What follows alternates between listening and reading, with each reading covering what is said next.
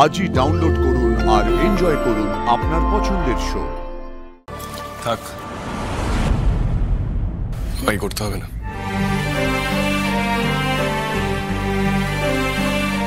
বাড়ি গিয়ে গাড়ি বের করছি, তাড়াতাড়ি এসো।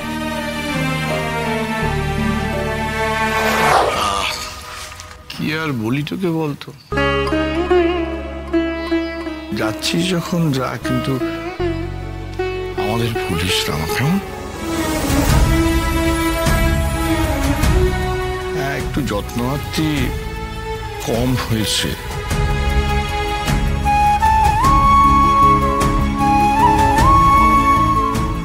কি বলি আর, তুই নিজের গুণে মাফ করে দিস কেমন? এমন কথা বলবে না জেঠুমন, ভালো হবে না। তুমি কি চাও যাওয়ার সময় আমি কান্নাকাটি করি? সেটা যে আমার মায়ের ঘরে খুব ভালো মতনই হয়েছে তোকে দেখেই বুঝতে পারছি। ঠিক আছে, যাওয়ার সময় আর কান্নাকাটি করতে নেই। খুব ভালো থাক, খুব, আর ভীষণ পড়াশোনা কর। এমন পড়াশুনো কর যাতে খুব ভালো রেজাল্ট করতে পারিস,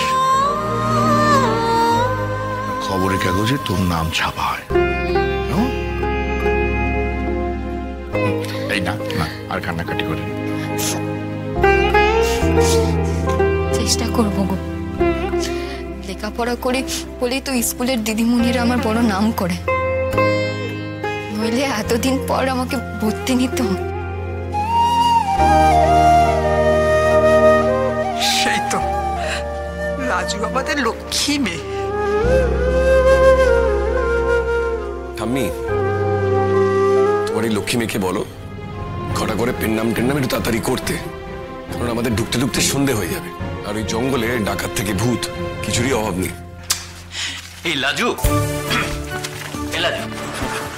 তোর যদি ওইখানে টিউশনের কোনো প্রয়োজন পড়ে না, তাহলে তুই আমাকে বলিস, আমি টিচারের বন্দোবস্ত করে দেবো। এখান থেকে মাস্টার ওইখানে আমাকে পড়াতে যাবে? আরে ওইখানেই মাস্টার ঠিক করে দেবো, তুই চিন্তা করিস না, শুধু আমাকে জানাবি। লাগবে না গো বড়দাদা, আমার দিদিমণিরাই আমাকে সব বুঝিয়ে দেবে।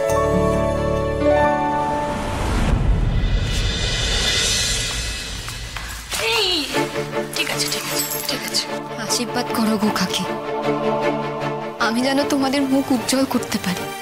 এখানে থেকে যা উজ্জ্বল করেছো, এখন ওখানে গিয়ে মাথা উঁচু করে থাকো, তাতেই যথেষ্ট।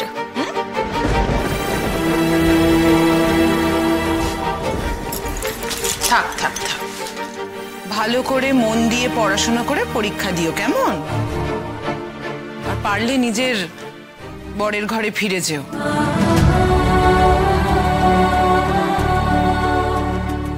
আর তা না হলে একটা চাকরি বাকরির চেষ্টা করো।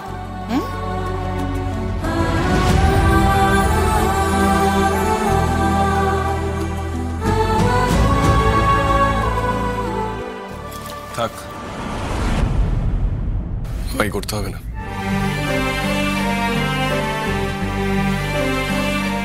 বাড়ি গিয়ে গাড়ি বের করছি, তাড়াতাড়ি এসো।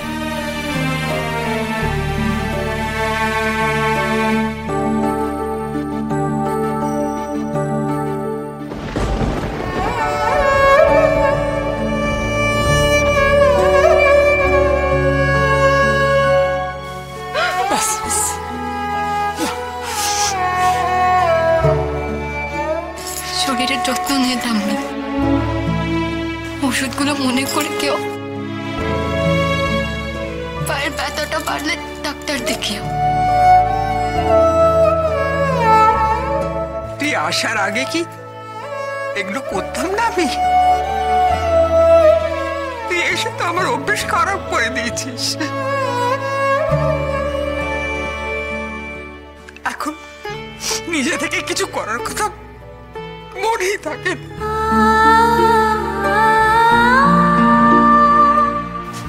যাই তাদের নামে, যাই বলতে নেই, ফল আসি। আয় দিদি ভাই, সাবধানে থাকিস।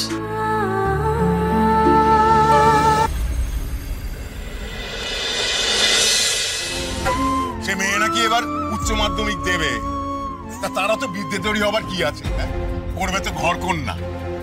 আর ধরে নিলাম সে ছেলে শখ হয়েছে মেয়েরা আমার বিদ্যাধরী করবে, তা সেখানে কোনো স্কুল নেই, এখানে এনে রাখার কি আছে? তাকে একটা কথা তুমি সাপ বলে দিচ্ছি যে হ্যাঁ, তারা যদি মতলব করে থাকে যে ভুজুং বাজান দিয়ে মেয়ের এখানে ছুঁয়ে দিয়ে গচিয়ে দিয়ে চলে যাবে, ইহা কিন্তু আমি হতে দেবো না। ওগো, তেমন কোনো মতলব আছে বলে মনে হয়েছে নাকি তোমার? মনে কি তেমন ইঙ্গিত দিয়েছে? এমন ধারা সে কিছু বলে নে। সে ছেলে যদি আমার সঙ্গে চালাকি করার চেষ্টা করে না, তার বাপের নাম আমি ভুলে দেবো, এই তোমার বলে রাখলো। এমন কাণ্ড করবো না, সে বাপধনের আর শহরে ফেরা হবে না, এখানে এই গায়ে এই ভিটেতে আমার মেয়েরে নিয়ে সারা জীবন তার সংসার করতে হবে, আমি তোমারে বলে দিলাম। বুঝেছি, আমি বুঝেছি। তা তুমি এখন হাঁকাহাঁকি না করে একটু বাজার যাও দেখি। জামাই মানুষ, সে ঘরে আসছে, তার মুখে তোলার মতো তো কিছু রান্না করতে হবে নাকি? আমি তার আসতে বলেছি তার আমি আসতে। এই তো অষ্টমঙ্গলে এসেছিল, ৩,৫০০ টাকা ধার হয়েছে আমার, বাজারে এখনো ২,০০০ টাকা দেনা আমার। এখন কার কাছে গিয়ে হাত পাতবো? কে দেবে আমারে ধার?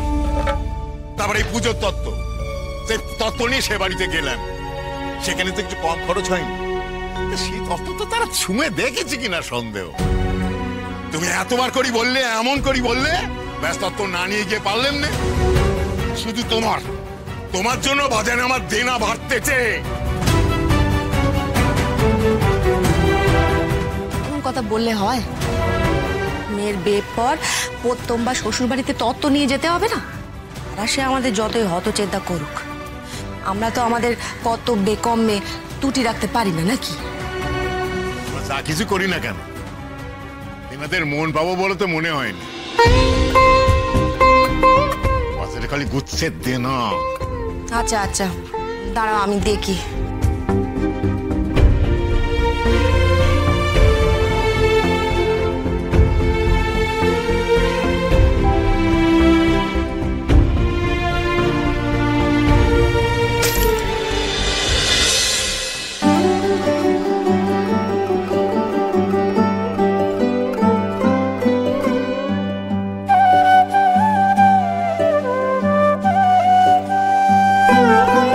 চুরাশি, ৮৬,